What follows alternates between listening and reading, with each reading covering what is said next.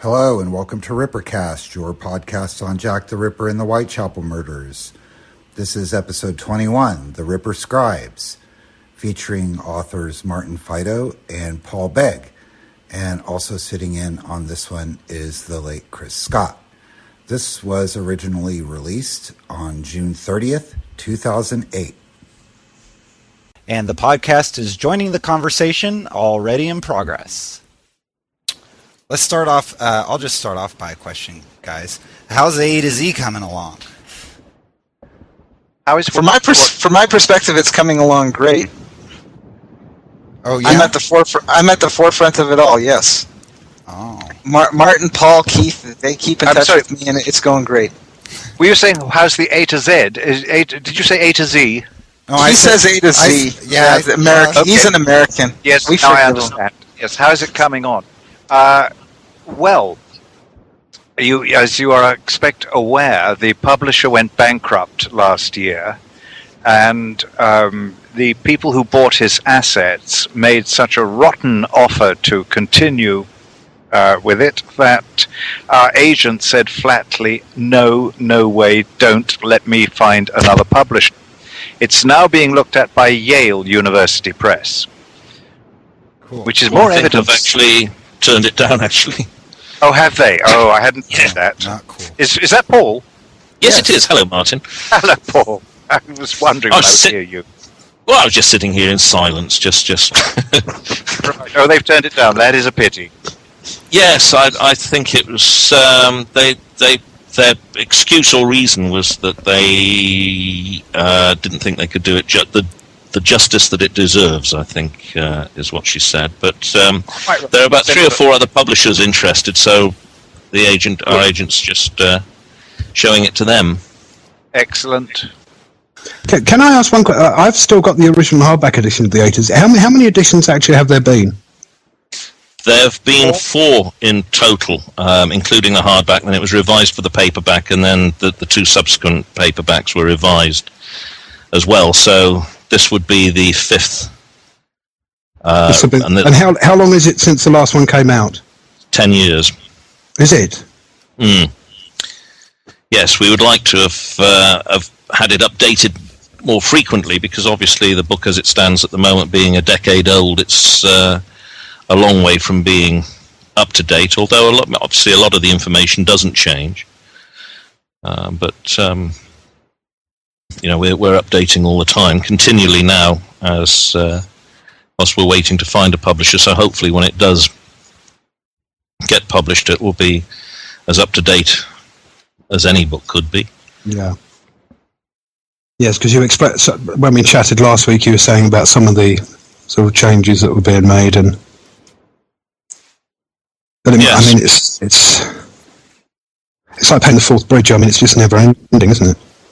Well, that's right. It's one of the problems. You just continually update, and it's extremely difficult to do, because obviously a new piece of information can change maybe 3, 4, 5, 6 different entries. Yeah, of course. So you have to change each one of those, and also try to remember which entries are going to be affected by it, because on the odd occasion you go through the manuscript and you suddenly think, hang on, we've changed that somewhere, that doesn't apply anymore. And so you have to change that one, and so on and so forth.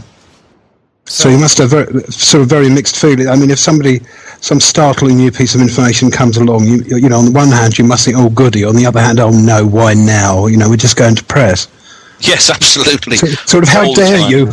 Yes. It is quite... It's quite useful to have... when the big discoveries come along, but when we got the small ones, that's where that's the tedious bit. Yeah. And it would be shameful to get into a situation like, say, with the Whittington Egan, where it was supposed to be the most up-to-date encyclopedia and published 7 years ago, and it hasn't come out yet. And then all of the new information that's being found, if it's not published when you were planning to publish it, there's some stick to try to include that information into the book. Are you afraid you might get into a situation like that? Yes, I mean it is difficult when I think there has to come a time in any research where there is a cut-off point, and you say, right, that's it, and generally that's obviously as the delivery of the manuscript to the publisher. But you try to shoehorn everything in, but of course there are length problems as well, and so everything that you put in has the knock-on effect of one having to take something else out. So it's hardback edition. You've got the one which has, for example, descriptions of all the locations and the important Whitechapel streets. They went very, very quickly. They had to be replaced by new suspects, new researchers, and this sort of thing. Yeah. Yeah. So it's otherwise the book could just expand into sort of 2 volumes, and you really can't. If you it's tough enough finding publishers for 1 volume, let alone 2. It's also, I mean, to me, it's rather like doing a family tree, because I mean, you think, you know, do I go to sort of third cousins twice removed or whatever? It's how focused do you keep it? I mean, there's so many peripheral characters, aren't there?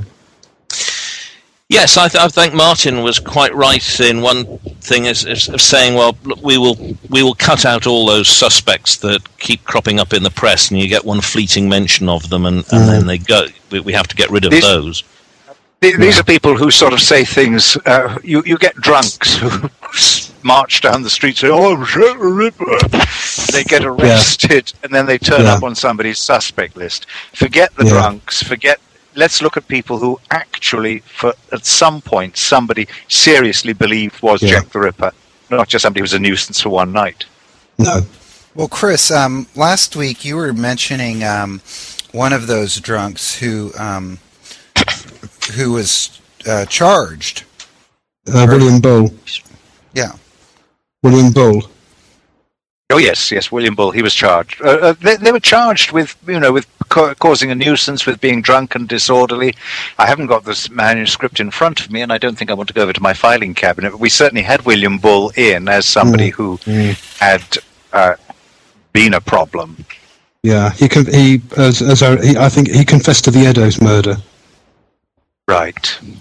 And was quote charged on his own account. But I mean, it was very quickly dismissed. I mean, it was apparently he was roaring drunk. Yes.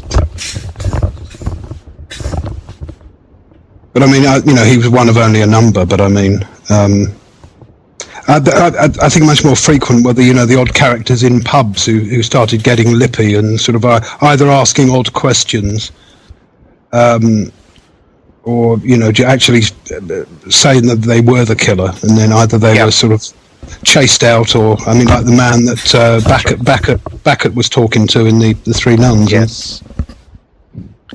But I mean, there are so many of those. It must be very difficult thinking, right, where do we draw the line? Do we eliminate the obvious cranks? Yes, one of the problems, of course, is that you do that, and then all of a sudden somebody finds something in an American newspaper which is an expanded version of the story that we've got from a British newspaper or something, and suddenly that person takes on a new life, and you think, oh God, we haven't got him in the book. Yeah, because we didn't think anything about him. No, because when I was researching the Uncensored Facts, I got I had copies of the New York Times, and I found some references to Tumblety in them, and I've still got my notebook from that time, and I've written down the references and everything, and I just dismissed him. I thought, well, it had no importance whatsoever, and didn't make it into the English press, so he's not significant. And then, of course, Stuart came across the Little Child letter, and my one moment of fame passed me by. Yeah, Paul and Keith did an enormous amount of work back then, which nobody else actually would have known about, because Paul had found Tumblety. When Stuart came up and said he'd got a new suspect in the Little Child letter, Keith said, would that be Tumblety?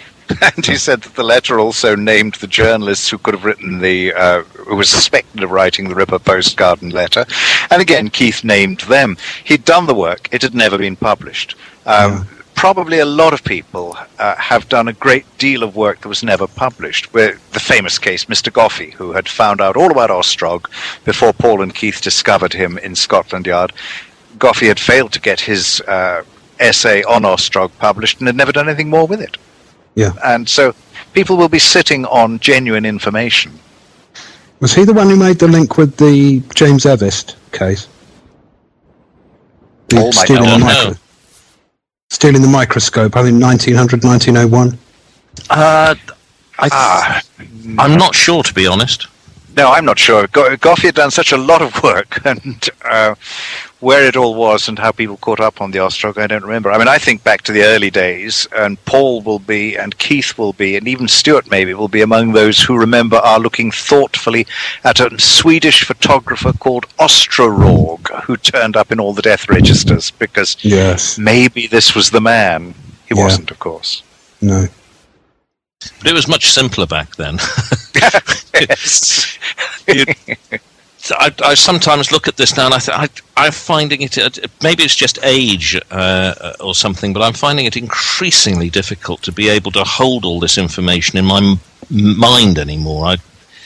People name individuals and things, and I think, oh, right, it's ringing a slight bell, but I can't remember. I don't think you can. I mean, it's become such an unwieldy field, hasn't it? Yeah, I'm going to email you tomorrow about Bull as well, because I don't think we have got him in the A to Z. Well, I've certainly got. And as I said, I think last week, the frustrating thing is that by definition, huge fields of what you're studying are, from the very blinkered point of view, irrelevant. It's just you don't know which bits. Yes, well, you can guess sometimes, but no, it is difficult to. I think sorting out what is and what isn't irrelevant is very important if you have time constraints on, which most people writing books do. Yes. For example, I knew what I had been directed by my publishers to do. I'd put forward the proposal that pretty obviously the man named by McNaughton as Kosminski was the same person as Anderson's Polish Jew. Having examined the reliability of the various authorities, I concluded that there must be a Kosminski in the asylum somewhere, and would be the most plausible suspect yet proposed. And my publishers simply told me to go and find him. Now, that meant immediately that areas that other people writing general books on the Ripper were working on were totally irrelevant to me. The suspects' backgrounds, their victims' backgrounds, I beg your pardon, were of no importance at all. I'd got to find this man and find out whether he looked, as I thought he should, more probably the Ripper than the other figures in the field at the time, who were Prince Albert Victor, Druitt, and, of course, the Gull and the Masons story. Ostrog would have been nice to find as well, but I didn't find him. It would have been, with the A to Z, of course, it becomes increasingly difficult now, because any kind of judgment in terms of what you include or exclude, you're going to get hammered for by somebody, because somebody thinks that, oh, well, that should go in because that really is relevant. And you sit there and you think, well, is it relevant or not? And it's always things that you leave out are invariably going to be relevant to somebody. Of course. And it's very difficult. I think it also depends on your, not so much something like the A to Z, which by definition is very broad, but I think it even if you're only sort of researching privately, I think it depends on your ultimate aim as well. Because as I was saying last week, if you're absolutely focused on putting a name to the killer, which I'm not, then I think these other areas could get frustrating. I mean, if I go off and do a bit of research on Ostrog or Tumley or whoever, if at the end of at the great scheme of things, if he were named tomorrow and I found out that it was none of those, then I wouldn't regret that research, because it's been interesting in its own right. Yes, absolutely. But I think that's the great thing about your book and the stuff that you've done. I love all this peripheral stuff. You have all these people who will have been telling these anecdotes and stories to family members, like Mrs. Fidimont or something, will have said something, and yet we know absolutely nothing about her. Well, I mean, we know a little bit about her, but we don't really know very much. Yeah. And it's easy enough to speculate about what Joe Barnett must have felt like, because people have in similar circumstances. But it must have been. I'd love to know what Joe Barnett told told his wife and children about, if indeed he cared to talk about it at all. Or, McCarthy or Thomas Bowyer. I mean, all of these guys. Lavender's the person I'd really like to know what he had to say in later.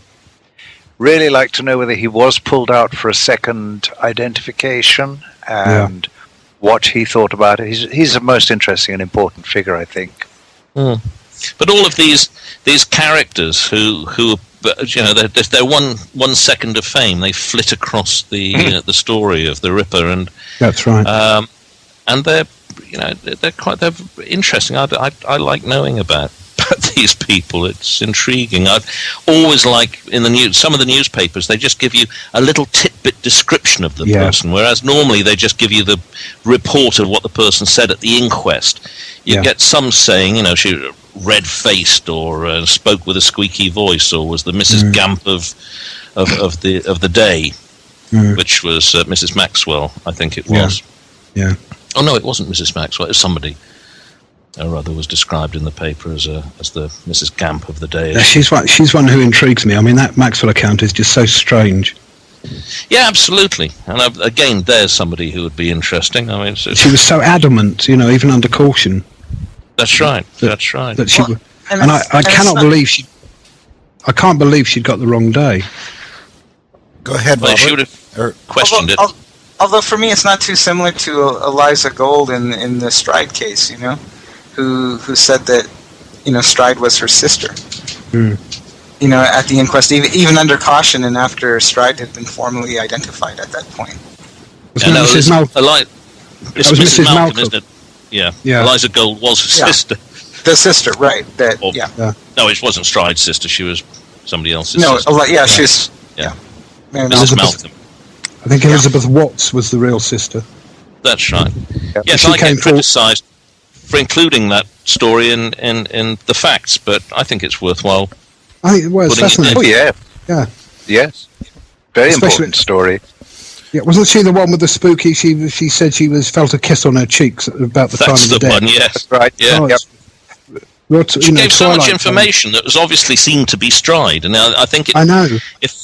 And it would shed an interesting sidelight on Stride's character. I mean, Stride would appear to be one who took advantage of whatever was going on, like the Princess Alice disaster. There's no evidence to support her story of losing her husband and children aboard the Princess Alice, but she obviously saw a chance to get some of the money, or at least get sympathy and so forth. Yeah, as far as we know, she never applied. No. She had no title to it. Though she didn't lose her husband on that at all. No. I imagine that it was the name of the pub that gave her the idea. Sorry? I imagine Princess Alice pub. Yeah, I imagine it was the name of the pub, the Princess Alice, that gave her the idea of connecting herself with it to make herself more interesting. And also, didn't she claim that that was the source of her missing teeth? Yes, so it could be that she wanted to invent a story to explain, She claimed that she'd been kicked in the mouth as she was escaping, and the roof of her mouth was when she said the roof of her mouth was missing. I mean, it sounded like cleft palate or some similar condition to that. But I think the autopsy said it was anyway. Exactly, the autopsy did not confirm all this damage to the teeth that was talked about, which was very puzzling. One thing I hadn't noticed, I was typing up one of those Scotsman articles today, and that was actually about that part of the Stride inquest, and I checked back in the Telegraph one, which is on the main casebook side, and it is in there, but I hadn't noticed it before, which is where one of the witnesses actually said that Stride and her husband were employed on the Princess Alice. Oh, goodness. I'd missed that. Yeah. They weren't just sailing, they were actually employed. Yeah. They were members of because he was a ship's carpenter. And I checked it in the Telegraph account, and it does say the same thing. That's curious. So would just following up on that, would the compensation that would have been allotted to the family members of the victims have included employees of the ship? I have no idea. I don't honestly know. I mean, I remember it brought to mind that outrageous story about the Titanic. Because the White Star Company stopped the pay of all the crew from the moment the ship sank. Because technically they were no longer working for them. But it was revealed at the inquest or something that she didn't apply for the money from the victims' fund. Isn't that right? Well, as Martin said, she'd have had no claim on it, would she? Well, they wouldn't you think that they would have known what? I'm not sure that they said that. I think, as memory serves, I'm probably wrong, but I think what it was that they'd gone through the records and they could find nobody called Stride amongst the list of the victims. That's right. Funnily enough, I've published a list of the passenger list on the casebook today. Aha. But am I not right in thinking that Keith has found out, and we know when her husband died in Poplar Workhouse? Yes, 1884. Yeah. Yeah. So he wasn't drowned on the Princess Alice. No. It was Michael Kidney. He said, she never had a child by me, and I never heard of her having a child by the policeman. She said she had 9 children. 2 were drowned on the Princess Alice, and the remainder were in a school in connection with the Swedish church on the other side of the Thames. I have heard her say that some friends of her husband were employed on the Princess Alice. Foreman of the jury, do you think she was telling the truth when she said she was Swedish? Yes, I firmly believe she was a Swede. The deceased and her husband were both employed on the Princess Alice. It's peculiar. Yeah. And I checked, as I said, I checked the Telegraph one in the official documents part, and it's tucked away at the end of Kidney's statement there. Right. I just didn't remember seeing it before. I always assumed. No, I always assumed that she claimed she was being a passenger. They were just there on a pleasure trip as a family, but apparently she was claiming that they both worked on the Princess Alice. It was just one of those odd little things you notice. Yes, quite. And it is a connection, like like you were saying last week, Chris. Following up on this Stride thing, inventing the story of the Princess Alice to explain her condition is very similar to. I mean, it's just what Mary Kelly may have done to explain, how she ended up where in Miller's Court. This fanciful, creation of her past, which makes it. That's right. I think in the case of Kelly, makes it very difficult, obviously, for researchers. I think the main difference in the Kelly case is that the account as given to us by Joe Barnett and peripheral comments by others is that it is so. As I said last week, it's so in some aspects it's so incredibly precise and detailed. I mean, the Stride account basically is, we were on the Princess Alice. It comes over as a sob story, and I don't mean that disrespectfully. I mean, it must have been harrowing for those that were on it. But the Kelly one is such a sort of precise.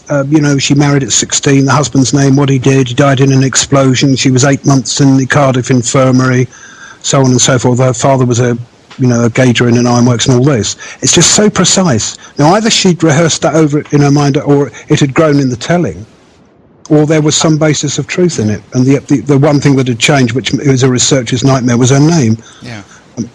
Maybe that account is substantially true, but she wasn't called Mary Jane Kelly. Yeah, I think what is really surprising about that story is that unlike the standard Victorian why I'm here on the street story, it doesn't say, I was seduced by a wicked man and he jilted me and here I am.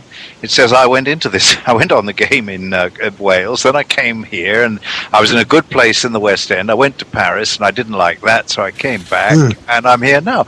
It's not usual for the Victorian to tell a story which says, well, here's my life of shame and I'm not especially ashamed of it.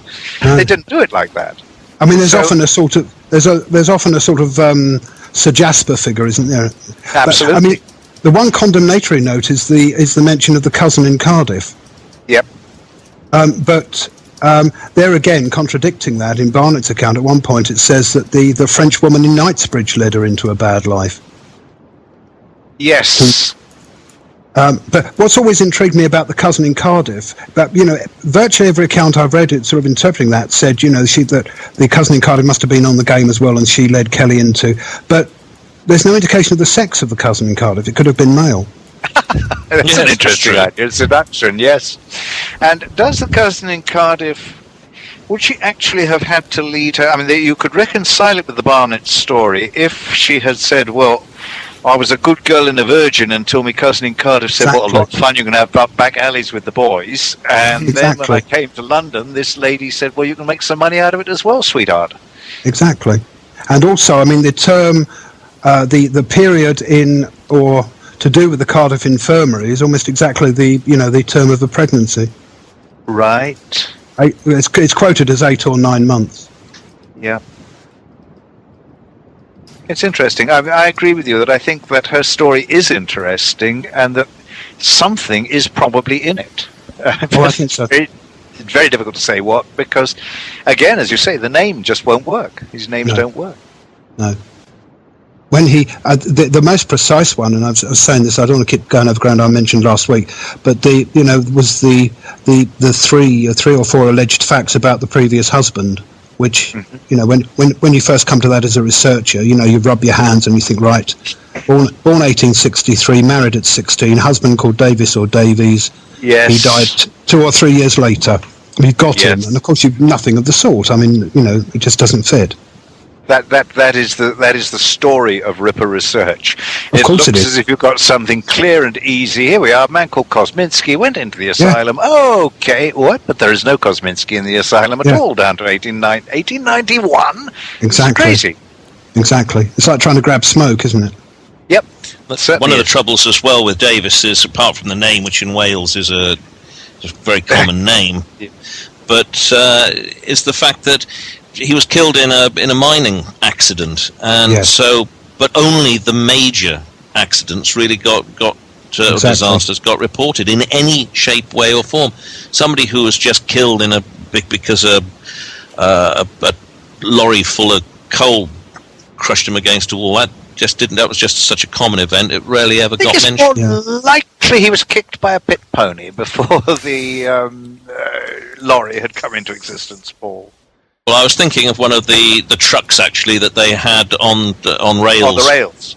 Yep. Yeah. Oh, yeah. That kind of truck, as opposed to a big lorry truck that you drive.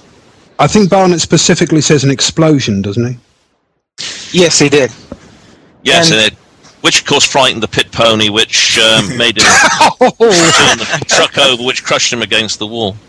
No. Right. He hit his Davy lamp against the wall, and it exploded, and he died of his burns. It was his Davies lamp against the wall. His name was Davies, Martin. But it doesn't matter. His lamp was still a Davy lamp. Oh, goodness sake! I'm joking. You don't tell a Penzance man that the miner's safety lamp was invented by anyone but the great Sir Humphrey. Yes, Davies. Penzance man. My favourite boyhood walk to Trevela Woods was the same as his. Robert, not that we did it together. Were you going to butt in here? Well, yeah, I was going to say, like, if you look through some of the explosions in Wales in the late 70s and early 80s for mining deaths, you come across a lot of Davises and Davies. A lot. Yeah. When you just look at those, and it's mind-numbing. But most of them, it's just name and if you're lucky, it's name and initial. Exactly, and you don't get much information beyond that. No, most of them, it's just name and initial. A lot of them, you're not even given the age. No, some you're given the marital condition, but it's near impossible. There are just so many. I think if you add up so as Paul says, the major. There was one. I know there was one at Risker. And there was one at the old Naval Colliery, and the right sort of time period, you're looking at somewhere about 1881 to 82, if Barnett's account has any credibility. I think you end up with somewhere about 40 Davises if you look at all the casualty lists. And a lot of those, it just says Davis. There's no address given. In a lot of cases, there's no initial. There's not enough information to follow up on. No, nowhere near. Now, but there again, with respect, it's a fool's errand anyway, because you know that there wasn't a Mary Jane Kelly married to a Davis during. So you don't know the name of the wife you're looking for anyway, because you know it wasn't Mary Jane Kelly, because you know all of the marriage certificates from, well, in my case, 1875 to 1883 have been looked at anyway. And there's only one that I found of a Mary Jane Kelly who married to Davis, but they ended up living in Shoreditch anyway. Oh, it's a nightmare. And obviously had no connection. I mean, the only conclusion you can come to, I think, is that her name was not Mary Jane. It was an invented name. Yeah, it's probably the 2nd Battalion Scots Guards is the only way that we're ever going to get through, and then you're going to have to check the families of each of them. Everybody got a sister. Yeah, exactly. Now, I want to go back to Stride for a second, if that's okay. Chris, you had just mentioned a little bit ago about her children, and you named specific places where they may have ended up. But there is also the idea that she may have been just totally fabricating having had any children, or at least any the number that she claimed to have had, or because none of her children have ever been traced. Kidney says she had 9, or she claimed to have had 9. Right. And it says, I'm not doing this from memory, it's just that because the document was still open from when I was typing from it was the last bit I was typing earlier on today. Yeah, 2 were drowned on the Princess Alice, and the remainder, so presumably the other 7, were in a school in connection with the Swedish church on the other side of the Thames, i.e. south of the river. Right. Which could have been a complete fabrication. The pastor at the Swedish church, as memory serves, never mentioned anything about her having children. No. Yeah, Sven Olsen, wasn't it, at the inquest? Yeah. Never mentioned it. One thing I want to ask you, Chris, is in regards to the Princess Alice. Do we have a complete list of the victims of the Princess Alice disaster? I'm doing it as from the Times accounts. They're huge accounts, and they do them. The ones I've posted today were from the 5th of September and the 6th of September, 78. And they give, like, putative lists. They give, these people are missing, feared, drowned. These people are confirmed dead. These people are iffy, although obviously they don't. And then the 6th, they confirm some, and they say, oh, this person's been found alive. And what I'm doing is I'm just typing them all and claiming them to, folks can. The only reason I'm doing it is because you see references to various sort of, it's, you read in a book, the passenger lists have been looked at and there isn't a stride there, and I'm not doubting anybody's word on that, but I think it's interesting to see them for yourself.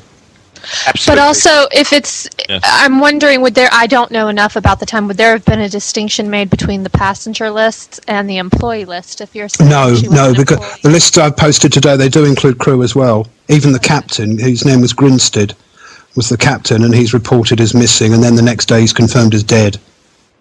Trouble is, of course, that the employee list would be fairly accurate, but they really didn't know the passengers because it was a pleasure steamer, wasn't it? And they were people just got on.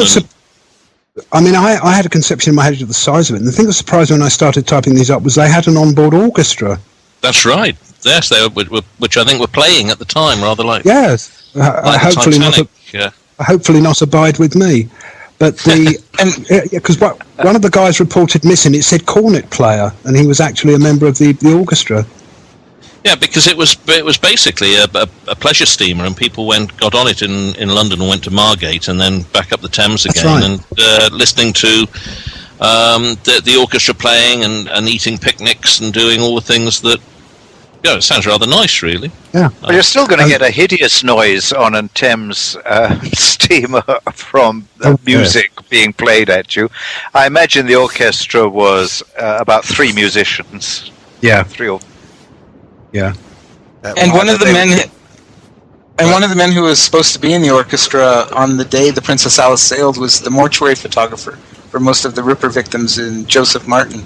Oh, that splendid man who we discovered, yes, his great delight at last to have got that. And that, of course, interests me so much because it supports the idea that some of that extraordinary French book is valid. Yeah, absolutely. Because that is so it interests me hugely, because it indicates, doesn't it, that as I think the newspapers indicate, that Sergeant Thick was not certain that Leather Apron actually was, John Pizer actually was Leather Apron. And yet the later parts of that French book are the wildest fiction. But the early bits where he's talking about the police investigation, you get this extraordinary and absolutely true claim. It's the first place I saw it, and I knew I always wanted to look for him, that the photographer, mortuary photographer, was a clarinetist, wasn't it? One of the woodwinds in a popular orchestra. Turns out to be absolutely true. Yes, and Joseph Martin, as a child, grew up in George Yard, and he used to play in a fife and drum band. Right. And that was his main profession, and his father was a photographer, and he eventually, of course, became involved in it. And he took the famous, his brother actually took the famous photograph of Stephen White that Rob Clack found a few years ago. He's the one with the very distinctive moustache. Right. It was taken around retirement. Without being, which George Yard was that? Because I got confused the other day. I got misled by one the other day. Oh, is there another one? Oh, where's the other one? There's George Yard. There's George Yard where Tabram was found. Yep, Gunthorpe Street. But then when I was typing up some stuff, the early stuff on the Striding Quest, it said, because Deemshute stabled his horse at George Yard. That's right, and this is a different George Yard? Which was what, Ratcliffe Highway, or...? It says specifically in the account I was typing up, it says George Yard on Cable Street. Right. Oh, that's interesting, yes. Because Martin... So if he had there was 2 or 3 different places that were George Yard. Yeah. Yep. Because Martin, when he gave an interview, he said the school, the Ragged School in George Yard. So if one of the George Yards had a school nearby.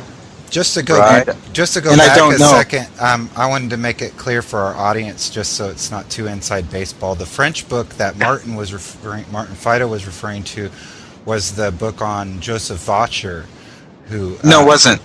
Oh, no, was it? No. Jacques Montreux by Jean Dorsen, isn't it? Yeah, Jean Dorsen, yeah. Okay. Yeah. It's on Jack the Ripper, and it claims to be from the memoirs of an Inspector G.W.H. of the Berkshire or the Vale of, at any rate, the Reading area police.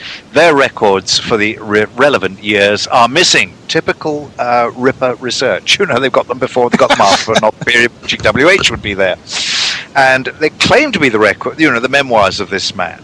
And they're absolutely ridiculous, because chunks of them are completely a French idea of what a policeman would be like. So he comes to make an arrest in England, and he says, "Donnez-moi vos papiers, give me your papers." Well, of course, you weren't required to carry identification papers in England. That's the first thing a French policeman would ask for. There are wildly fancy stories about his chasing Ripper suspects across America, and it becomes total fiction. But at the beginning, you have these clear references to known people like Sergeant Thick involved in the case, and it was the first time I'd ever come across this suggestion that the photographer was a musician. And by God, this turns out to be absolutely true. And they dragged him out of a place in the Ratcliffe Highway, and his studio is actually in Cannon Street Road, which is nearby. That's right. All of that, yep. Okay. All that matched, Well, that clarified it for me as well. And just for the listeners, there's an English translation by Molly Whittington Egan, and the forewords by Richard Whittington Egan. It was published, I guess, about 10 years ago, and they're still available. They're sort of rare to find, but you can find them. Okay. If anybody wants the original French, I've got a photocopy of it. I wanted to ask... I've got, just to make you feel a little happier, I've got Jean Dorsen's own copy. Aha! And what do his notes say? Here I was lying. No, I'm very pleased with it, because it looks as if it's never been opened, which is par for the course for an author's own book. Yep, absolutely. Yes. Well, no, sometimes I open mine and think, like Swift, goodness, what a genius I had then. Now, I want to bring Lavaughn Towell... As do we all. As indeed do we all. I want to bring Lavaughn Towell into this, since he's sitting there patiently listening. We were talking earlier, about the A to Z and what to include and what not to include, and then about the mysteries surrounding some of the victims. I was curious, and I don't think we covered this on the show. How did you approach the class in discussing whether or not, for instance, Mary Kelly, the most famous victim of Jack the Ripper, may not have even been Mary Kelly, or some of the intricacies of the Elizabeth Stride story, whether it's she was blackmailing, posing as Eliza Gold, and all that. Well, I had them write the papers, individual papers on the suspects and the victims, and that's when the people who actually concentrated more using A to Z and other materials, even the final inquest, or the inquest of Mary Kelly, the final book, I think somebody got a copy of that as well.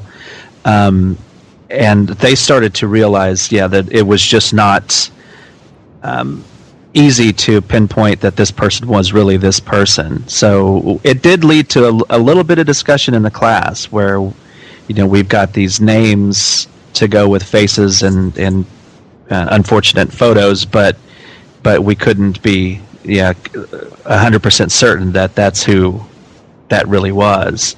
But not too much about the background, especially since even researchers who spend so much time on this can't really pinpoint. We could just say, and I think in most of the papers they would mention about Stride's background as well as Mary Kelly's, that we can't be sure where they started, but then we would really pinpoint her as the victim.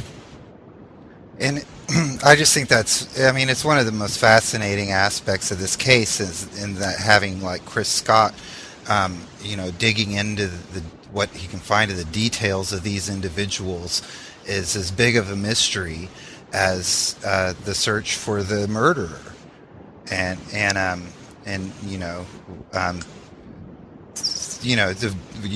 Do you want to devote your time to this, to finding the killer, or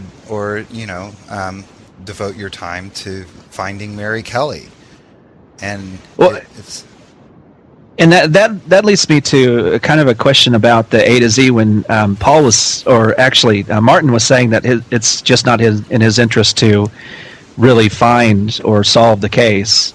But the more and more the information that is received, even on the suspect or the victim, is there maybe a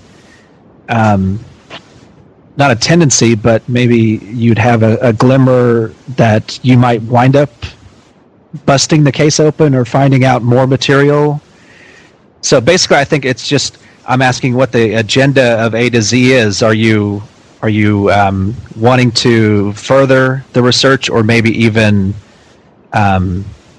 just use it as a compendium of what's already been researched with this new edition? I think it's gone from, initially we used to do a lot of research and we had to check every fact that went in there, and Keith would be the researcher going out. But as time's gone by, the subject is now so huge that it's impossible to be much more than just an observer of what other people are doing. I think Martin would agree. Yeah, I think one would have to say further that Paul and I have very, very clear views that historically the serious basis for approaching the case in the given state of knowledge is known. That an enormous amount of time is wasted on people challenging our assessment of the reliability of the earliest sources and conclusion that until the evidence of Robert Anderson has been thoroughly cleared up and swept away, on the present information we have, all other lines of inquiry are secondary, with probably only Druitt remaining as a really important one. We'd like to know very, very much exactly why McNaughton thought he was the Ripper. Now, when it comes to the A to Z, Paul and I have to put this behind us. We can get that this is an opinion in the entries on Anderson, on Kosminski, on Cohen, but we have to make absolutely sure that we give complete fairness and justice to other suspects, some of whom, of course, have been completely discredited. There is no question Prince Albert Victor was not Jack the Ripper. There is no historical reason for suspecting for 1 minute that Walter Sickert was Jack the Ripper. We have to be quite firm about those. But where there are possibilities, we have to leave them open. Where good work is being done by Howe Brown to show that Donston couldn't possibly have been the Ripper. Good work is being done by Ivor Edwards to show that Donston had every probability of being the Ripper. We have to give respect to this good work and put our own views into the background as far as we can. So the A to Z is not a book to tell you who the Ripper was. It will at times tell you who the Ripper definitely was not. It will tell you don't listen to any story emanating from Joe Sickert, for example. Well. and how... I mean, how much detail do you go into individual the pros and cons on individual suspects?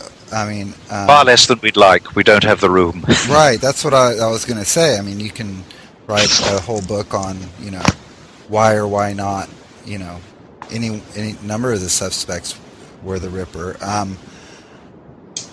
So. We give a reason, we give where we can the reason why a figure was suspected, and in an important case which too many people have heard of, like Prince Albert Victor, we will give the basic facts which show that he couldn't have been, that his movements are known and he just wasn't within reach of the murder sites on basically it's a straightforward statement of what is known.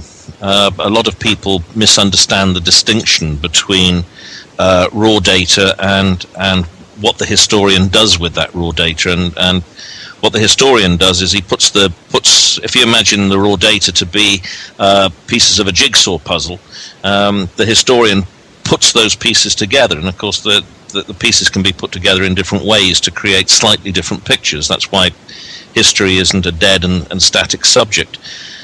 But you've still got the raw data. So in the A to Z, we try to keep the interpretation of the raw data down to an absolute minimum. So if you're talking about Druitt, you will be quoting what somebody else has said about Druitt and why they think that he was a suspect. We're not offering an opinion one way or the other. If you want discussion, you have to get Paul's book, The Facts. I mean, that is a fantastic series of discussion.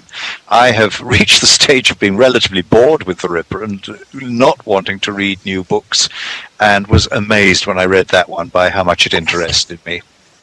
Well, thank you, Martin. Oh, sorry, I'm struggling with a Jack Russell who has just leapt up on me here. That's what these strange noises from your end are. Yes, I'm sorry. It was...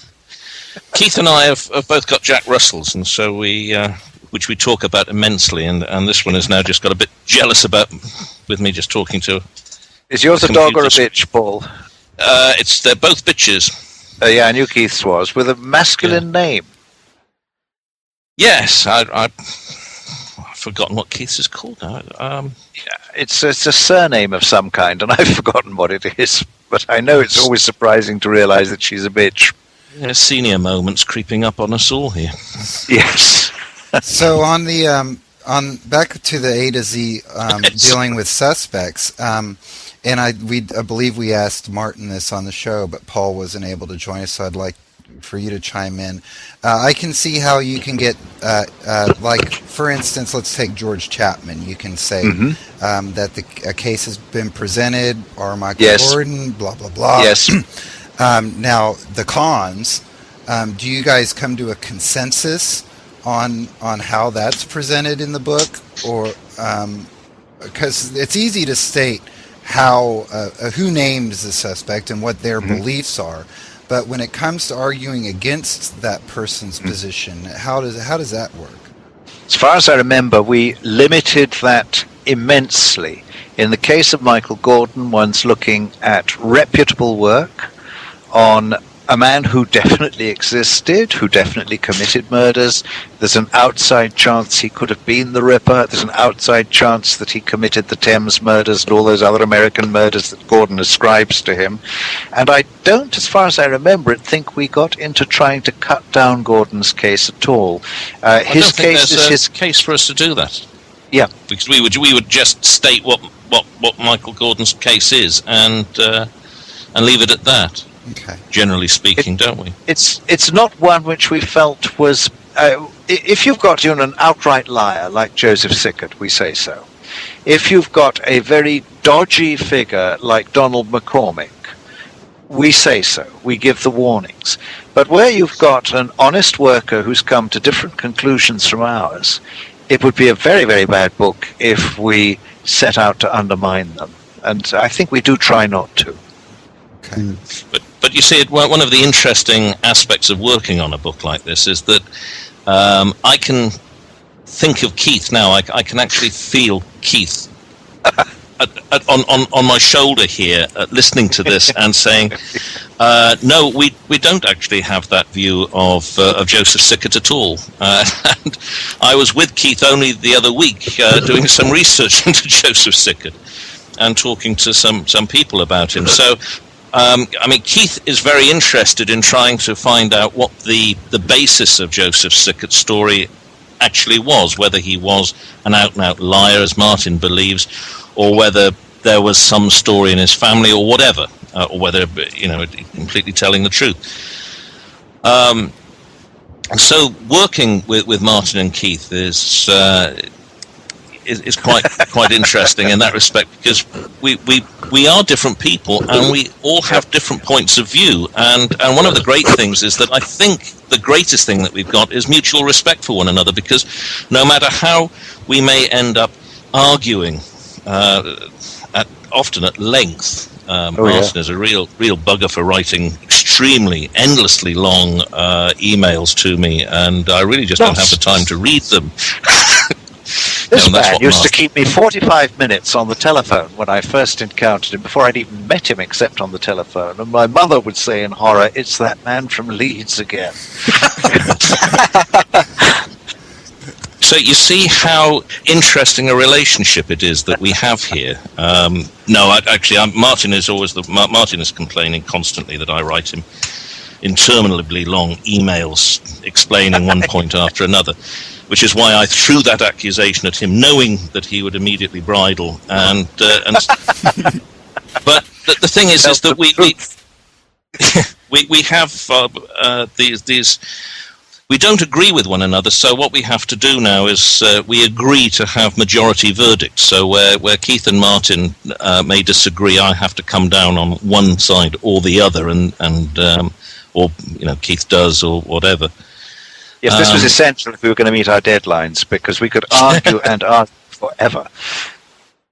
But I think it's interesting because most people that I've spoken to seem to think that Martin, Keith, and I, are best buddies and whenever possible go out all drinking together or whatever. And in fact, we don't. We have wide range. We have similarities and differences, and that comes through when working on the A to Z. So we still go out drinking together, and we're still best buddies, but we have very great differences professionally. Exactly, but that I think is the mutual respect at the end of the day, because you may go away and think, God, Keith's a total prat for thinking that, but at the end of the day, you know he's not, because he's a very accomplished what you think with researcher. Keith is, oh my God, he wants more research in this area.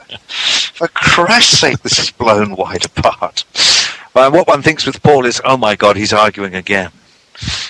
And what one thing, well, we won't go into what one thinks about Martin, because we have to, young children might be listening to this show.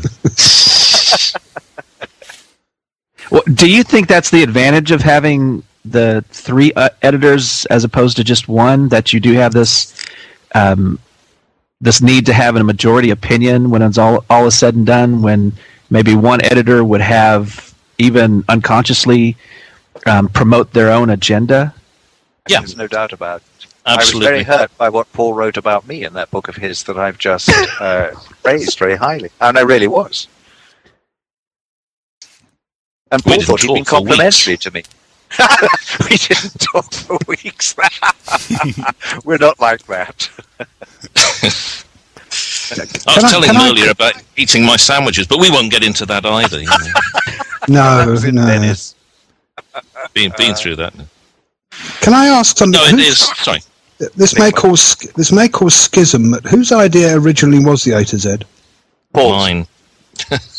It was Paul's. He asked me if I would assist, and I said, could we bring in Keith as well? He said, well, how far are we going to split these takings? But we need Keith. Actually, it was kind of slightly different, Martin. What it was that, actually the idea for the book was Judy's. Judy being my wife. Right. She was the one who sort of came up with the idea, and Keith and I had done a book for Headline called the Scotland Yard Files, because we'd accumulated some information about the yard which we wanted to incorporate in a book. And I was having lunch with the editor, or our editor at Headline, and back in those days things were a lot different to the way they are now with publishers, and she asked me what the next book was going to be, what ideas we'd got for the next book, and I actually didn't have a single solitary idea, and I mentioned the A to Z to her as a joke, and within minutes, I could just tell from the way that she was behaving that she'd bought it, and basically it was a done deal by the time the lunch was over, as happened in those days. And so I'd always had the idea of Keith being involved because obviously we'd done the Scotland Yard Files for Headline, and Martin we both knew, and so it was a matter of but it wasn't. I don't think we gave Martin much choice. I don't think it was so much as that Martin was asked to join us. He was told, "You're doing it. You're there. It's up to you, mate." I don't think you had a choice, did you? But there we are. What I find hard to grasp is just it's. Although obviously there's a huge amount of work, ongoing work, as you said earlier, with the revisions and that, but it's just the sort of sheer daunting. How long did it take from that idea to the first edition being ready? How long did the first edition actually take? Oh, I can't remember, Martin. 2 years, about the sort of time that one would allow for a book. Then about 2 years, I think we had. Something probably like that when you.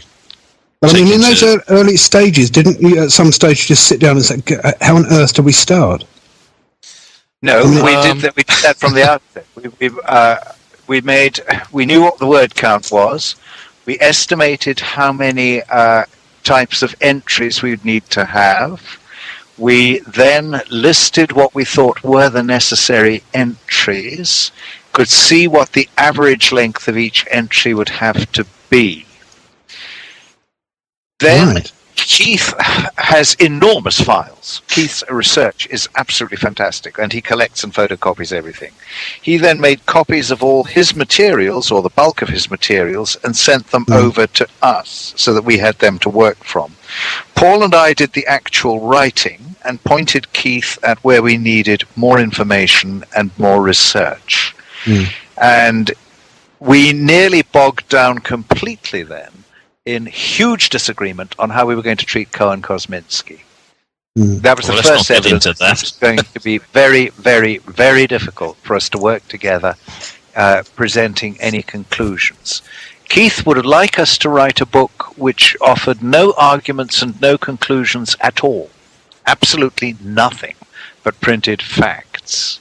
Paul and I both think that this would not satisfy readers who want to know, at least broadly, what they can and what they can't believe about Jack the Ripper.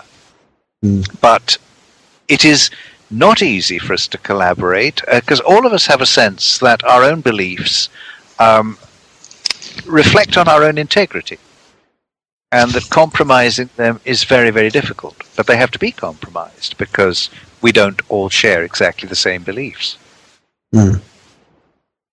I think one of the problems, again, that you encounter is, which is a very important one. Martin knows this, obviously, as probably you all do, but I just can't think of an example off the top of my head, but certain pieces of information don't actually make sense if they're not put into some sort of context. Yeah. And so you have to put the information into a context in the A to Z for it to make sense. But in some instances, the context can be slightly different. So Martin could see something as being completely different from the way that I would see it as being, or Keith would see it as being different. So that's really where conflicts may arise, where we say, one person says, well, but, we've got to put this way, and the others say, no, we can't do it that way. Let's take the next question of the seaside home. What is meant exactly by well, that's a very good example, yes. Claim that the identification took place in the seaside home? Well, now you have to start by saying the normal meaning of seaside home in police usage is the seaside home opened in Hove in 1890. But then you have to add that we know from Police Gazette documents that ad hoc convalescent homes were in use from the time of the opening of the Convalescent Home Fund in 1887, and that these two were referred to as the seaside home.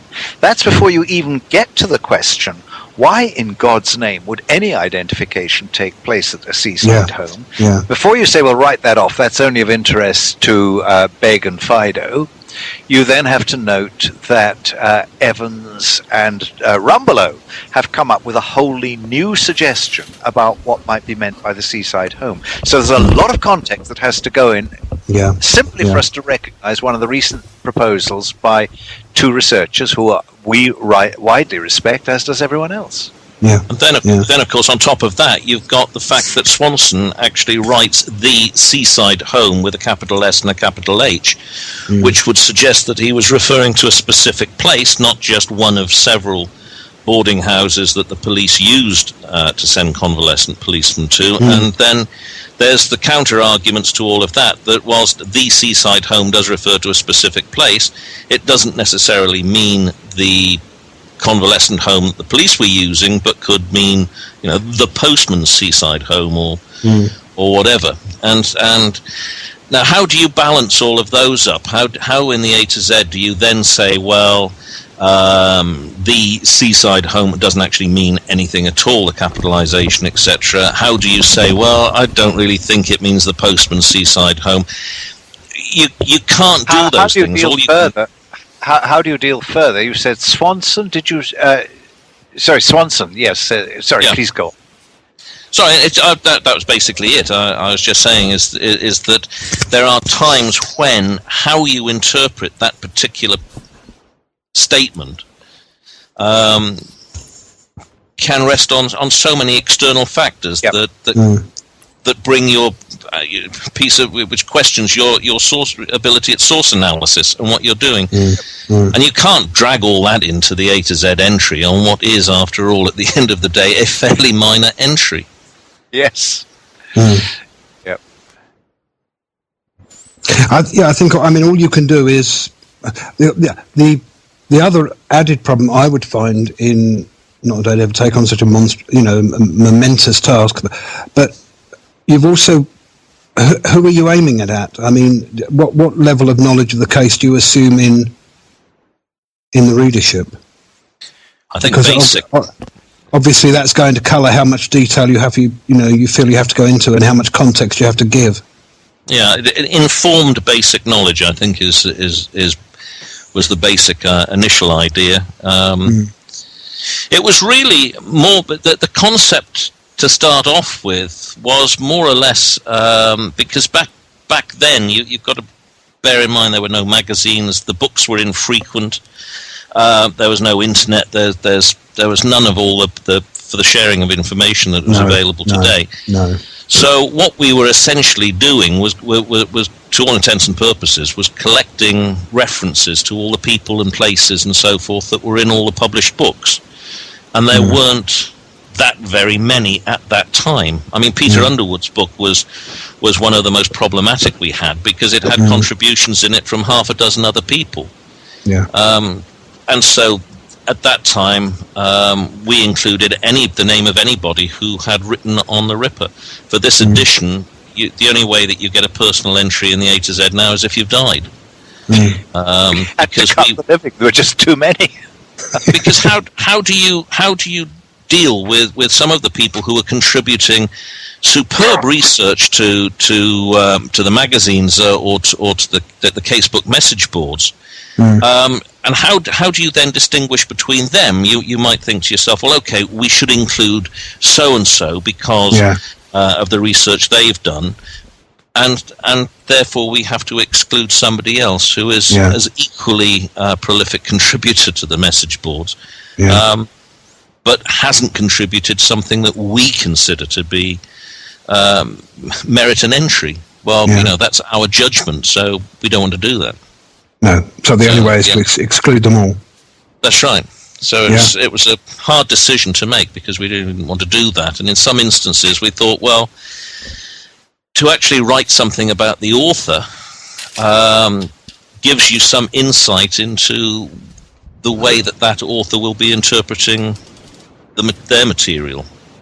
And of course we had to make this decision after I'd contacted a number of people and asked for details for us to put in the next edition, and then we realized just too much. So people have very kindly sent me dates of birth and other personal details, and it's not going to be used. And Martin doesn't want to hope they die, just so that we can get the data. No. That would seem a totally mean way of doing things, but a fair one. So it's difficult. Yes. Yeah, but it's very difficult to do that. Now, as far as the contributions of individuals who are living, did you guys basically limit that to published book authors? Or no. Okay. No. I mean, we used the internet sources. We surveyed the magazines. This is all where material is out. The internet is now an area of important research. Yes.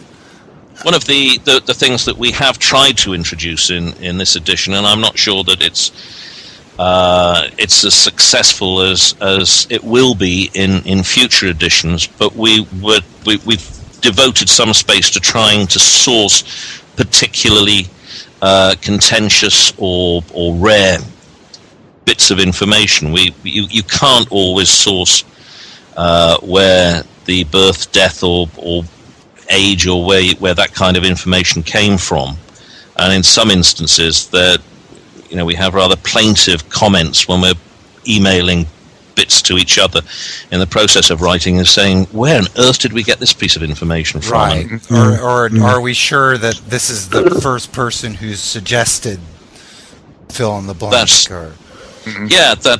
So it's massively difficult, and of course you're very conscious as well that the one thing that a lot of the people out there are doing is actually looking for errors in the book, so they can then have their moment of pleasure of going on the casebook and saying, well, of course the A to Z's got a mistake in it in this one, or it's terribly unreliable over this.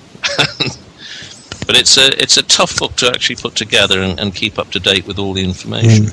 And to keep the similar page count as the first edition. I mean, we have had a bit of expansion allowed us. We have had a bit of expansion allowed, but not as much as we would like. Just an entirely new book, it's sounding like, and it's just amazing. It's a lot of new stuff going in all the time. But then you get somebody like somebody called Chris Scott, who just went and shoved up a load of stuff on the Whitechapel Infirmary registers on the casebook the other day, which necessitates changes to a variety of entries. When you say entirely new, there's not a great deal that's hugely new to say about the victims, for example. Although there is new work. Go on. Paul? Sorry, well, there was in as much as Neil Sheldon did most of his work on the victims in the 10 years since we published. So although we were, fully aware of what had happened, it would, and so will everybody else be. There's a fair bit of new information about the victims that's gone in as a result of work from Chris and Neil Sheldon. And do you find it difficult? I mean, there are certain people involved, both actually contemporary with the case and also living people, who sort of arouse people's passions, pro or con. I'm thinking of, people who champion Hutchinson as the killer, or contemporary example. I mean, people have got very forthright opinions about somebody like Patricia Cornwall. I mean, do you find it difficult at times to deal with certain entries in an even-handed way? Not really. I certainly don't. I met, for example, Joseph Sickert on several occasions. Really got on with him, liked the guy. He used to phone me on every now and again, and we chatted. And I went with Paul Feldman and Melvin Fairclough and spoke to Ellen May Lackner, who was Joseph's cousin or something like that. Yeah. And she was telling us stories about Joseph's childhood. And from the information that she was giving us, it seems that the origins of this story that Joseph was telling, he didn't invent that. That there was a genuine foundation for it of some sort. I'm not saying that the finish, as a family story, yeah, and it was going on there. Now, other people I've been speaking to who knew Joseph for many years are totally believe what he's said. Now, there's something there. There's something in the background, and ferreting away at that, we may be able to find out what it is. The same thing with Patricia. I may say, staying with Joseph Sickert for a moment, but I think that what Paul and Feldy and friends found through Ellen May Lackner is fairly easily interpretable. Joseph's mother was illegitimate. It seems very likely that elaborate stories, possibly involving Walter Sickert to try and give her a distinguished background, were being woven by Joseph's mother before he was born, and that he or she or both elaborated on them. I don't think that one has to say, there's something behind it in any sense that there's anything that suggests that the wild poppycock that came out in Stephen Knight's book is resting on some sort of truth. The family tradition. I'm just saying that there is something there. I mean, all I'm trying to say is the tradition of trying to make the illegitimacy important. The easy route is and I mean that in two senses of it being easy. The easy route is to basically say, that Joseph Sickert was an out-and-out liar. End of story. But yes, he was. You can say, but there was some material at the outset that he's built on and embroidered. So it's a slight. I know it's perhaps not a great distinction, but there is a slight difference between being an out-and-out liar and embroidering some material that you'd already got. Yeah, you're getting a good example of the differences between us here. The big difference is interpretation that Paul and I are constantly making. So I would say, for example, that it seems to me highly probable that some of the aspects of Joe Sickert's story came from his being a relatively disadvantaged deaf Catholic boy who came under the attention of the St. Vincent de Paul Society. We know that such boys were given holidays on the estates of the Duke of Norfolk, premier Catholic layman in those days. Joe Sickert appears to have been on some of these things, and I think that some of his delusions of grandeur, if one might put them that way, took colour from that. Now, Paul would say, yes, that's possible, but obviously we don't know that that's true. That's totally speculative. but I think that something along those lines is more probable than anything of real interest to historians of Jack the Ripper. I don't think that Joseph Sickert has anything of real interest to say to historians of Jack the Ripper. No, and I would agree with Martin 100% in that respect. But of course, it depends on how you're, which again is one of those problems. It depends how you're viewing it. No, the story has no. It was extremely unlikely to have much merit for historians of Jack the Ripper, but at the same time, what Martin has just described fleshes out what Joseph was telling us. So we are now seeing this man who we are beginning to see the pieces coming together that create that story that ultimately was transformed into the one that Stephen Knight told. So we can see that there were basics at the back of it. With regard to other things, again, I mean, Patricia Cornwell is another example of somebody who's taken a horrendous beating in the press, and really there's the need to stand back a little bit and start to actually look at some of the stuff that she has done. Well, on Joseph, I mean, to me, one of the most interesting questions, and you, Paul, as somebody who you said you met and communicated with Joe Sickert quite a lot and met him. To me, I mean, I've only ever seen that, the extract from that Barlow and Watts thing in the 70s, which I think was when the story first broke in public, didn't it? Yeah, that's right. He gave an interview on to me, not the crucial question, but one of the most interesting questions is: Did you get the impression that Joseph himself believed what he was saying? Absolutely. I remember one of the most convincing things that I saw. I was having lunch with Joseph and Paul Feldman, and I explained some reason at the time. Sorry, distraction there for a moment. That the Aberline Diary was a fake, and I was able to demonstrate to him beyond question that the Aberline Diary was a fake. Yeah. And he looked poleaxed. He looked absolutely stunned, and he just sort of said, "Where did it come? Who wrote it then?"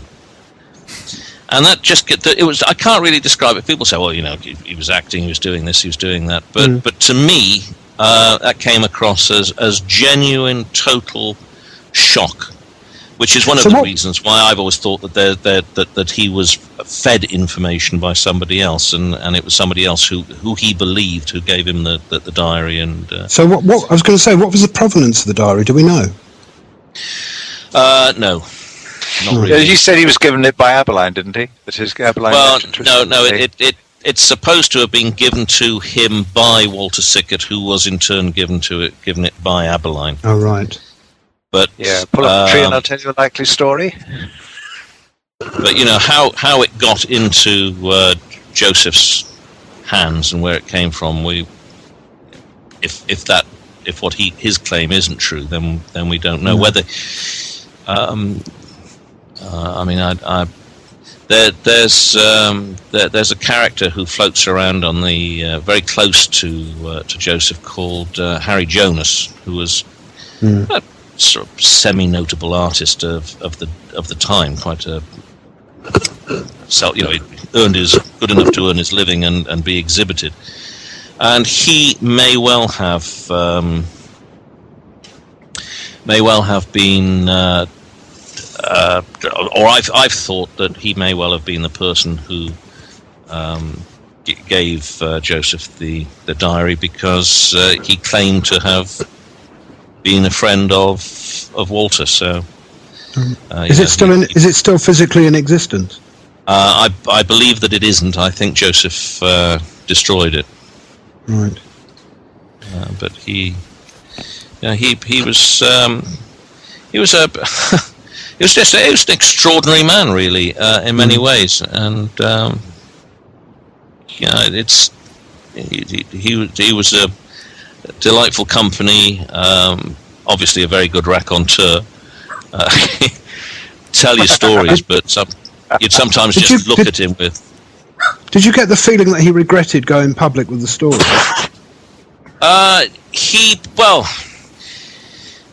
It's difficult to answer that. It sounds stupid, but his attitude was that he didn't regret it. There are those who knew him infinitely better than I did, who have said that Joseph felt safer once he'd told the story, but then there's all kinds of stories about MI5 and threats on his life. The nonsense about Peter Sutcliffe coming down and trying to kill him. Yes, well, there's stories to keep himself in the public eye. There's a range of stuff like that, but yes, I mean, his attitude was that he did feel a lot better, and of course, the thing that we should try to remember, I suppose, is that apart from anything else, he has a wife and family and granddaughters, all of whom loved him greatly and admire him, and you know, it's easy to forget that you know, people can be hurt by the way that Joseph is talked about. Now, I'm not trying to get at Martin there, but we try. You know, there's, even in the writing of the A to Z, there's this effort, I think, to try and keep a balance right, and the same thing applies to Patricia Cornwell and people like that. It's not always easy, and we have had fingers burnt on occasions for being a little too honest. I was going to ask you kind of a related question, since you just mentioned editorial license, and what about subjects that the three of you agree upon, and like, how do you deal with, for example, subject matter like the Swanson marginalia, where some will say that its provenance has not sufficiently been established? That's quite simple. We think we know that is rubbish. That is unscholarly nonsense. I wrote a long piece for the internet explaining why, and we agreed that was what we would do rather than putting anything in the book.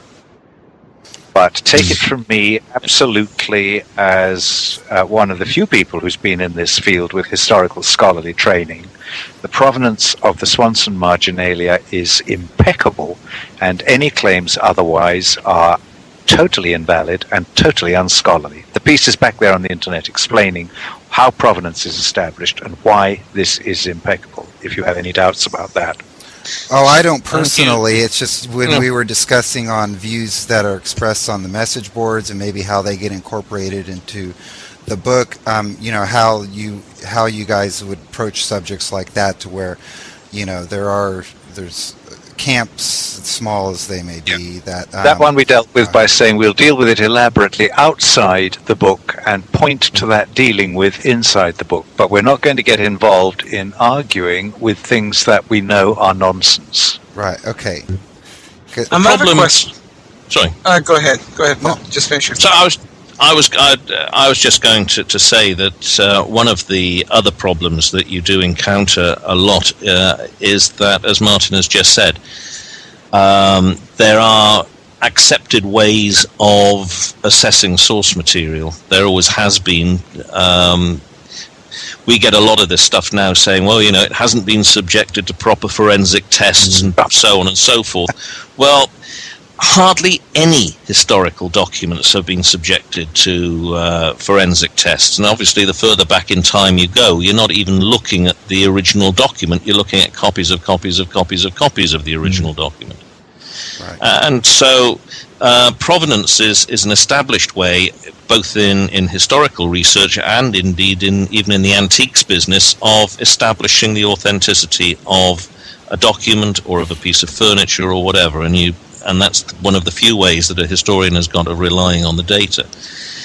And of course, a lot of that comes also from an assessment of the people concerned. And in the case of the Swanson marginalia, Jim Swanson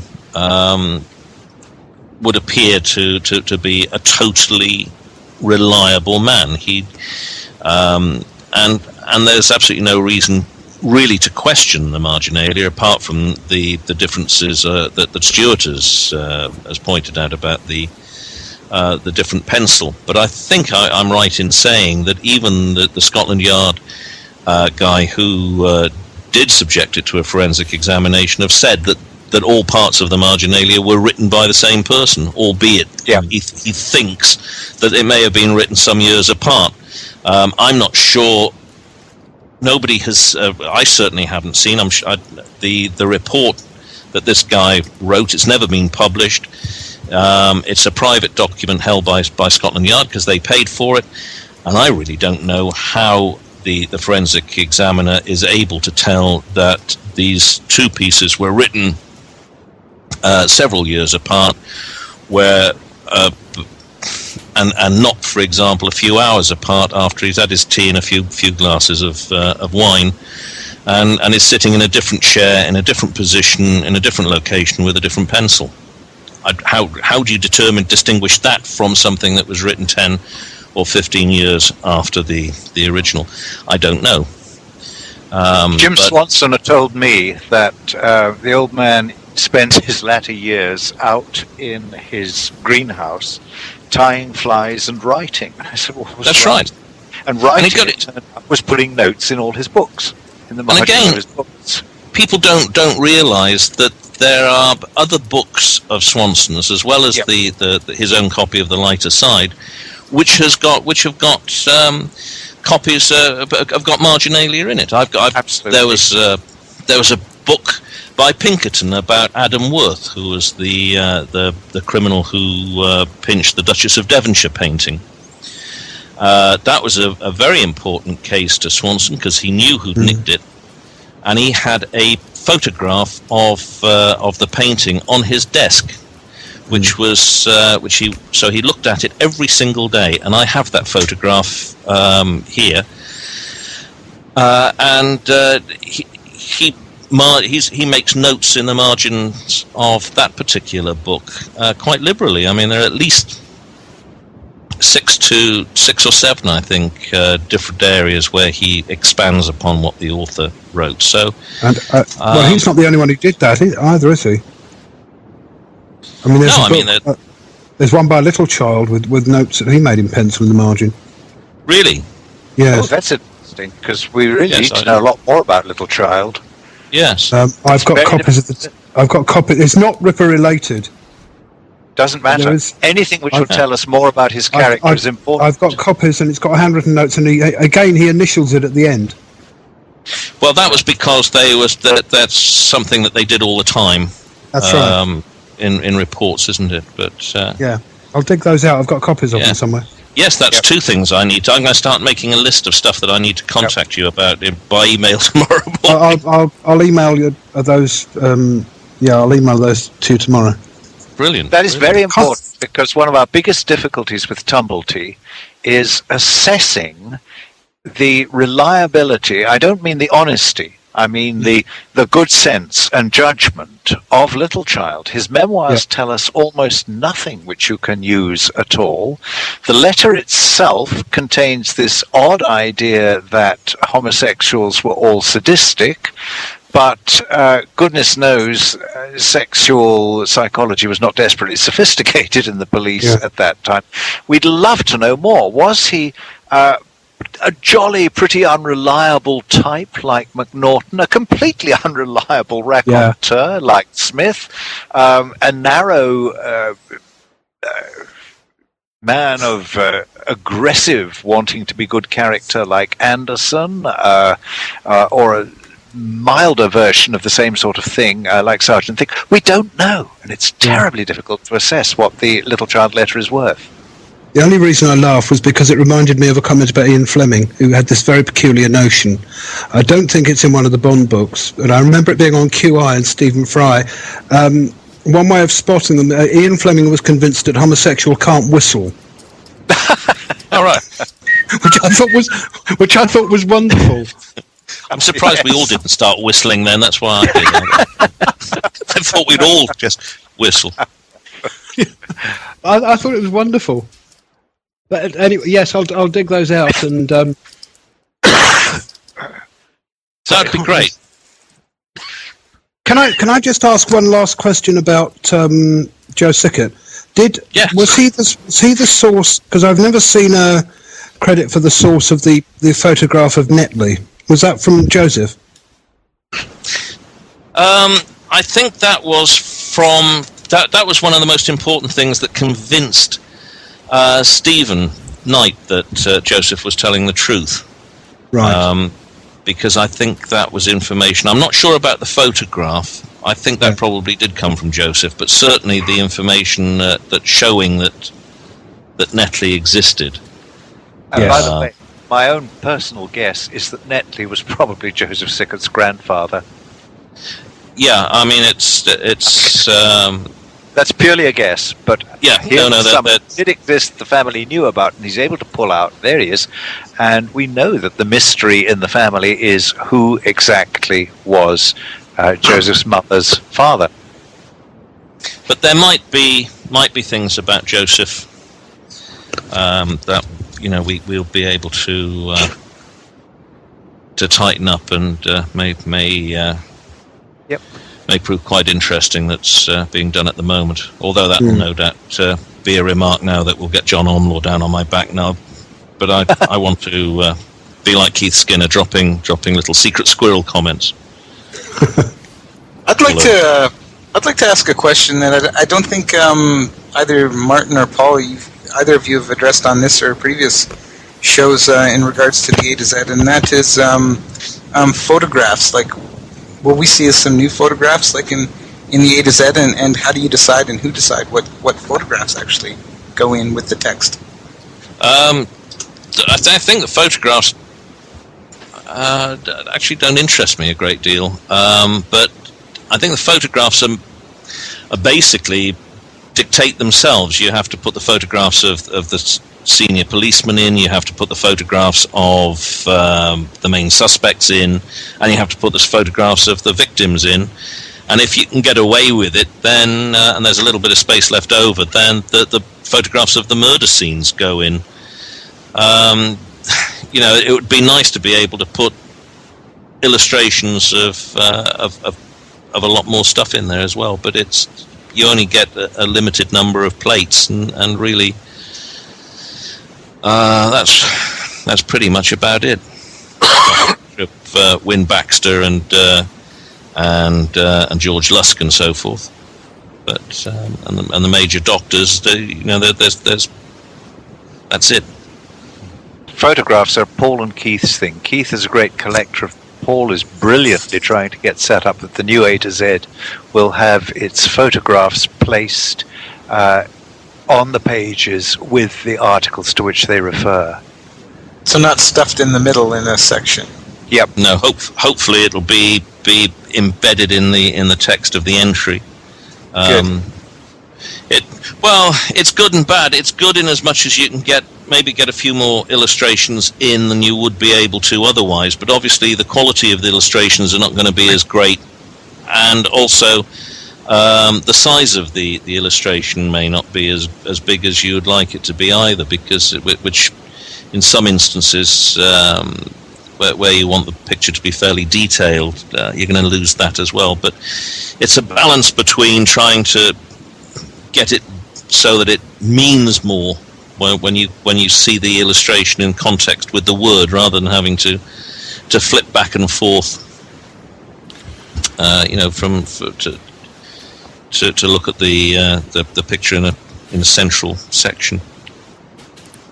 And I guess maybe you kind of have approached this as the reader of this text is going to hopefully have already read other books on the case and be familiar with the photographs, and so maybe that kind of would lessen the importance of photographs for the A to Z. But it's kind of difficult because, as I said earlier, you're thinking of the author as, or the potential reader as being an informed reader. So therefore, hopefully, the basic thing is that they will be reading.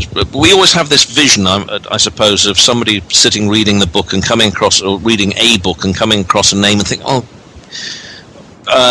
was that? And then they can go to the A to Z and they can find out a bit more information than perhaps the author of the book that they're reading has given, and maybe be able to put it into a context that the reader of the book, the imaginary book that they're reading, not our book, put people into a context which the author of that book hasn't put them in. Basically, because quite frequently we ourselves have to refer to the A to Z to remind ourselves of this bit of data or that bit of data. And then I was just going to say, and then just to plug Chris Scott again, the work he's done, like with the Jack the Ripper, the ebook that's up on the casebook, Cast of Thousands, right? Thousands, yeah. If you're wondering, if you come across a name, See, I love that book. In the A to Z, go, pretty soon, there's just so many more resources available to find out just the detailed information about all the participants in this. Chris has a lot of scope there to do stuff that we just don't have the route to be able to do ourselves. We can't put that information into the A to Z. He can and does record in full what the census says, for example, or whatever, of all the people living in a particular property, and thus gives it a fuller picture than the one that we're able to do, and that's. It's really sort of poking about in little corners. I don't mean that in a sort of mock humble way, but I'm not financially reliant on it, so therefore, and I can sort of go where I please. As I said last week, if I'm doing a certain line of research and either it's getting nowhere or I get bored with it, I just go off and do something else. Yes, but what you're producing is vitally important stuff. Yep. And it's what all the magazines were created for in the first place, anyway. And was to provide this information for other researchers, and to see the way in which researchers come together and bounce off one another is and suddenly go away and produce stuff. And I'm sitting here thinking, where the hell did they find that out in 12 hours? But that's the internet again for you, I guess. But I don't even know where to go to look for it. So you guys are doing some great stuff. To be honest, a lot of it is luck. I sort of go fishing. I go with sort of about three things in. There's certain things as I said last week, I'm still sort of desperately after. I want a date of death Rostrog, but I don't think I'm going to find it. There's certain minor characters I want to know more about. Dean Schutz, Bowyer. And what have you. The little bits you do find out are quite nice, like finding out the name of Julia Venton, his husband, and what he did, and stuff like that. I mean, it's of no real importance to the case at all. In the great scheme of things. It adds flavour and it adds colour, and that's and also some of them are surprising, because I assumed from her name that her husband would turn out probably to be Dutch at a guess, if it was like Van Turney. But I mean, his Christian name was Anthony with an I on the end, which suggests Italian or some such extraction. And he was listed as a photographic artist, which was quite a surprise. It was a different sort of station in life than I would have been expecting. I'd also like to find Harry Owen, this. That's right, yes. Because there was a Henry Owen living at Miller's Court, and he was apparently a happily married man, but, whether he was the young man that Mrs. Prater was waiting for, one doesn't know. It's just so much that... Yeah, and you also mentioned that, of course, we know nothing of Alice Mackenzie. No, nothing at all. Well, 2 alleged facts, Yeah, 2 alleged facts. She was about 40 and born and/or brought up in Peterborough, and that's it. Somebody else came from Peterborough, didn't they, or was said to come from Peterborough? Yes, Catherine. No, she came from Wolverhampton. That's right. Yeah. Yeah. Peterborough figures somewhere, I'm sure. Probably Alice Mackenzie. Have you found in researches strange sort of like coincidences? Have you found that thing you're doing a line of research and suddenly it's like that last little thing that I've done that Ripper in Ramsgate, because I kept doing lines of research and it kept coming back to Ramsgate where I live, and I thought, what's going on? Is this dropping hints? I did background on one of the police constables involved. For the life of me, I can't remember which one. It turned out that not only did he come originally from Ware in Hertfordshire, which is where my sister lived, but he lived in the same road. Oh, wow. Park Yes, Road in Ware.